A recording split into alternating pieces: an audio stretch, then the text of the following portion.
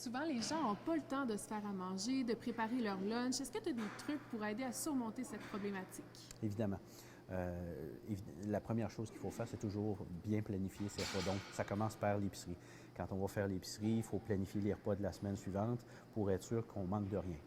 Ensuite de ça, il y a toujours le week-end qu'on peut utiliser pour préparer de la nourriture d'avance. Donc, couper des légumes, faire cuire du riz, faire rôtir des poitrines de poulet au four.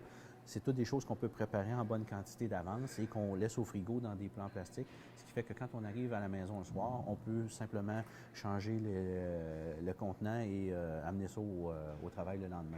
Donc, c'est des choses qui sont faciles à faire. Il y a aussi de plus en plus de petites compagnies qui s'ouvrent pour justement faire des boîtes à lunch santé, si on peut dire, qui sont fabriquées en fonction du plan alimentaire que je fais à mes clients.